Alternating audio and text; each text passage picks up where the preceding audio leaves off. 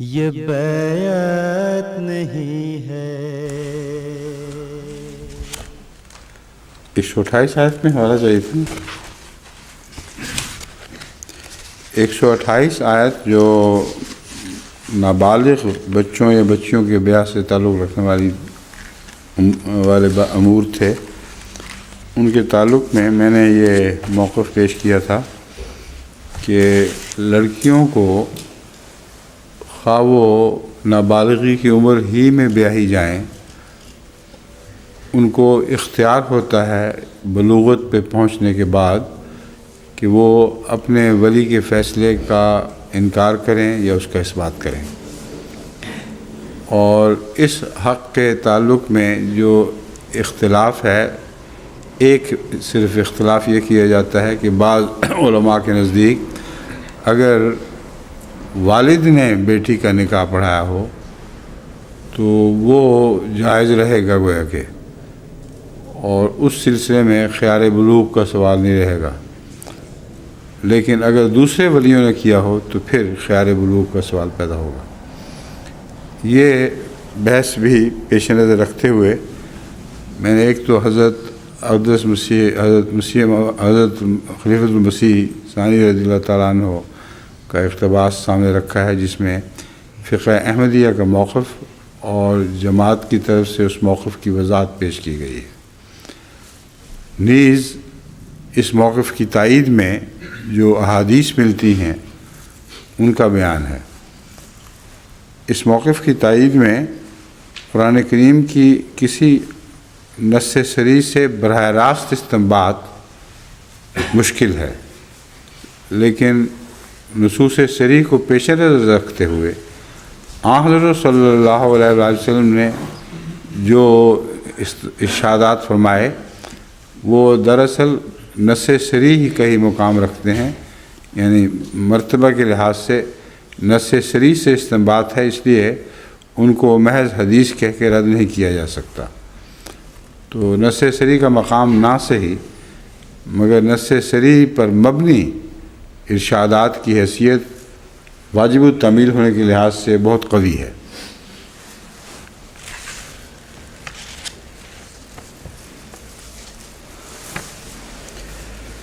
فقہ احمدیہ خیار بلوغ کے حق کو زیادہ وسیع طور پر تسلیم کرتی ہے۔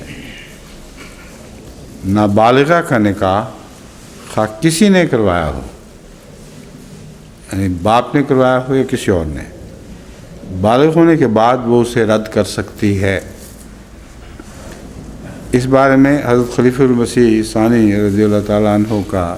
وہ ارشاد یہ ہے جو میں آپ کے سامنے رکھنا چاہتا ہوں۔ بہت سے قضائی فیصلوں کے دوران آپ نے مختلف ارشادات جاری کیے تھے،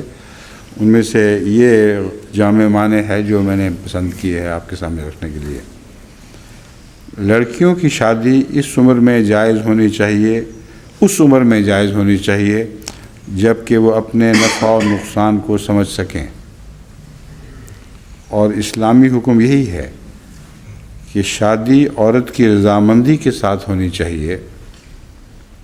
اور جب تک عورت اس عمر کو نہ پہنچ جائے کہ وہ اپنے نفع و نقصان کو سمجھ سکے،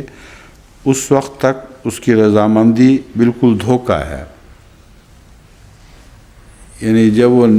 رضامندی ضروری ہے عورت کی اسلام میں، تو اگر وہ بالغ ہوئی نہیں تو نابالغ ہونے کی حالت میں یہ کہنا کہ اس نے رضامندی کر دی تھی، یہ عملاً ایک دھوکہ ہے۔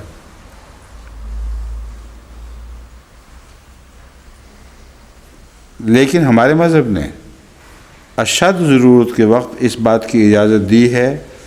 کہ چھوٹی عمر میں بھی لڑکی کی شادی کی جا سکتی ہے۔ رضامندی کہنا دھوکہ ہے، لیکن شادی کرنے کی اجازت اشد ضرورت کے پیش نظر ہو سکتی ہے۔ کئی حالات ہیں اس میں جو یعنی امکانی حالات ہیں جو یہ تقاضا کرتے ہوں کہ چھوٹی عمر میں شادی کر دی جائے۔ اسی طرح حضرت عائشہ صدیقہ رضی اللہ تعالیٰ عنہ کی شادی کے متعلق بھی چھوٹی عمر میں شادی کا فیصلہ ہوا ہے، اور رخصتانہ نکاح بھی چھوٹی عمر میں ہوا، لیکن رخصتانہ بعد میں ہوا ہے، اور وہ رخصتانہ ان حالات میں ہوا کہ قطعی طور پر آپ کی طرف سے تائید شامل تھی۔ بس اس لیے حضرت مسلم موعود نے یہ جو فرمایا ہے کہ دھوکہ ہے،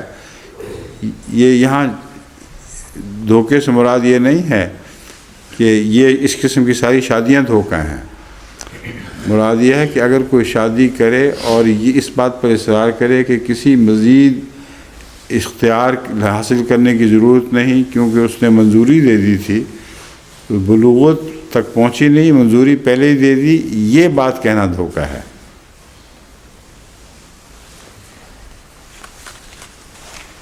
فرماتے ہیں لہذا چھوٹی عمر میں بھی لڑکی کی شادی کی جا سکتی ہے،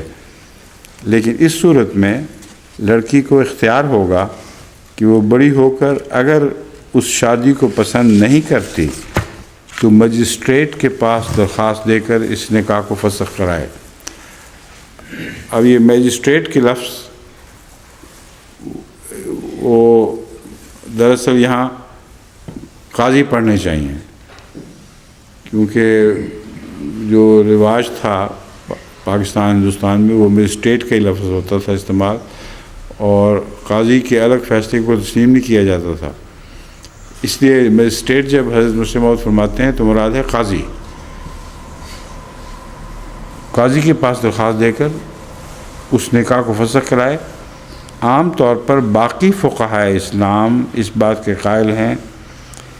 کہ ایسا نکاح اگر باپ نے پڑھوایا ہو تو نکاح فسخ نہیں ہو سکتا، لیکن ہماری جماعت کا یہ عقیدہ ہے کہ ہر صورت میں نکاح فسخ ہو سکتا ہے، خواہ باپ نے کرایا ہو یا کسی اور نے، کیونکہ جب لڑکی کی رائے بلوغت میں باپ کی رائے پر مقدم سمجھی گئی ہے، ان فقہا کی طرف سے بلوغت میں اس کی رائے مقدم سمجھی گئی ہے، تو کوئی وجہ نہیں کہ باپ کے پڑھائے ہوئے نکاح کے بعد جب لڑکی بالغ ہو تو اس حق رضامندی کو اسے واپس نہ دیا جائے۔ یہ حضرت مسلم موعود کا استنباط ہے تفصیلی، اور وہ آیات ہیں یہاں، اچھا حدیثیں، جو حدیثیں میں نے اس مضمون کے تعلق میں چنی ہیں ان میں سے شاید آپ کے سامنے ایک دو پیش کر چکا ہوں، ایک پہلے بھی، لیکن یہ اب میں آپ کے سامنے 3 حدیثیں رکھتا ہوں، وہ اس سارے مضمون پر حاوی ہیں۔ حضرت اکرمہ رضی اللہ تعالیٰ عنہ ابن عباس سے روایت کرتے ہیں کہ ایک کنواری لڑکی، یہ سنن ابی داؤد سے لی گئی ہے، ایک کنواری لڑکی حضرت صلی اللہ علیہ وآلہ وسلم کے پاس آئی اور ذکر کیا کہ ان کے والد نے، یہاں باپ کا نکاح ہے، اس کی ناپسندیدگی کے باوجود اس کا نکاح کر دیا ہے۔ نبی کریم صلی اللہ علیہ وآلہ وسلم نے اس لڑکی کو اختیار عطا فرمایا، یعنی خدا سے جو اختیار ملا ہوا تھا وہی دیا، اپنی طرف سے تو نہیں دیا کرتے تھے کوئی اختیار۔ دوسری ترمذی کتاب النکاح باب ما جاء فی اکراہ الیتیمہ میں روایت ہے۔ یہ جو پہلی روایت ہے اگرچہ حضرت مسلم موعود نے کوٹ نہیں کی، مگر آپ کے موقف کی تائید میں بڑی قطعی روایت ہے، وہ چاہے باپ نے بھی کرایا ہو تب بھی رسول اللہ صلی اللہ علیہ وسلم کا موقف یہی تھا کہ اس صورت میں بھی لڑکی کو اختیار رہے گا۔ دوسری روایت ہے ترمذی کتاب النکاح باب ما جاء فی اکراہ الیتیمہ علی التزوج۔ حضرت ابو ہریرہ رضی اللہ تعالیٰ عنہ نے بتایا کہ رسول اللہ صلی اللہ علیہ وسلم نے فرمایا کہ یتیم لڑکی سے اس کی ذات کے بارے میں مشورہ طلب کیا جائے، اگر وہ خاموش رہے تو یہی اس کی اجازت ہے، اگر وہ انکار کرے تو اس کے خلاف کوئی اقدام جائز نہیں۔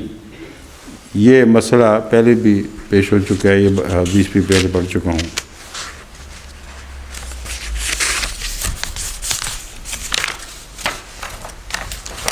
سنن ابن ماجہ باب النکاح، اس میں ابن بریدہ ہی ہے نا لفظ، ابن بریدہ اپنے والد سے روایت کرتے ہیں کہ ایک لڑکی رسول اللہ صلی اللہ علیہ وآلہ وسلم کے پاس آئی اور عرض کی کہ میرے والد نے اپنے بھتیجے کے ساتھ میری شادی طے کر دی ہے تاکہ اس کی غربت میرے ذریعے سے دور کر دے. یعنی بھتیجے کا احساس کیا ہے اس نے، اور میں چونکہ امیر ہوں، میرا باپ امیر ہے، اس لیے وہ چاہتا ہے کہ شادی کے ذریعے اپنے بھتیجے کی غربت دور کر دے. میرے والد نے بتایا کہ حضرت صلی اللہ علیہ وسلم نے اس لڑکی کو اختیار دے دیا. ابن بریدہ اپنے والد سے روایت کر رہے ہیں تو والد نے کہتے ہیں مجھے بتایا کہ اس بات پر حضرت صلی اللہ علیہ وآلہ وسلم نے اس لڑکی کو اختیار دے دیا، اور وہ کہنے لگی کہ میرے والد نے جو کچھ کیا ہے میں اس کی اجازت دیتی ہوں. تو اس کی اجازت پر موقوف تھا. میرا تو صرف یہ ارادہ تھا کہ عورتوں کو علم ہو جائے کہ والدین کو ان کے معاملے میں کتنا حق ہے اور ان کا اپنا کتنا حق ہے. بہت عمدہ طریق ہے یہ استنباط کا، اور یہ اس مضمون پر حرف آخر ہے. اس کے بعد کسی مزید بحث کی ضرورت نہیں رہتی. جہاں تک اس بات کا تعلق ہے کہ نابالغ لڑکی کی شادی کوئی ولی کر سکتا ہے نہیں کر سکتا، حضرت صلی اللہ علیہ وآلہ وسلم کا یقینی فتویٰ ہے کہ نابالغ بچی کی شادی کرنے کا کسی کو اختیار نہیں ہے، سوائے اس کے کہ وہ رسماً شادی کر دے. اگر لڑکی کو منظور ہوا اور بالغ ہونے کے بعد وہ پسند کرے تو وہ شادی سمجھی جائے گی، ورنہ ایسی ہوگی جیسے کچھ بھی نہیں ہوا. یعنی طلاق اور خلع کے مسائل وہاں نہیں اٹھیں گے. جب لڑکی بلوغت کی عمر کو پہنچے تو لازماً اس سے پوچھا جائے گا، اور اگر رضامندی ہو تو شادی ہے، ورنہ اس کی کوئی بھی قانونی حیثیت نہیں. یہ امر جو ہے یہ بالکل وضاحت کے ساتھ حدیث میں اسی طرح بیان ہے.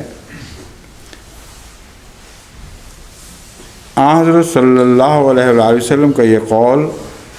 کہ نکاح کرتے وقت یتیم لڑکی سے اس کی رائے پوچھی جائے گی، اگر وہ خاموش رہے تو یہ اس کی طرف سے اجازت ہے، اور اگر وہ انکار کر دے تو اس پر جبر کا کوئی جواز نہیں. یہ سنن ابو داؤد میں یہ ہے، لیکن جو روایت کا میں حوالہ دے رہا ہوں وہ اس کے علاوہ ہے. وہ عمومی نکاح سے تعلق میں ہے،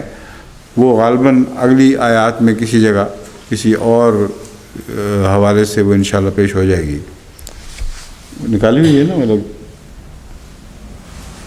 نابالغ کا نکاح نہیں کروایا جا سکتا جب تک لڑکی سے پوچھا نہ جائے. بالکل اسی طرح کا معاوضہ خیار بلوغ ہے، اسی طرح خیار نکاح بھی ہے، اور یہ قطعیت سے ہے مسئلہ، اور اس کی بنا رسول اللہ صلی اللہ علیہ وسلم کی واضح ہدایات پر ہے. یہ روایت اگر یہ بیعت نہیں ہے، یہ سودا ہے دل کا، جہاں میں نہیں ہے کوئی مول اس کا.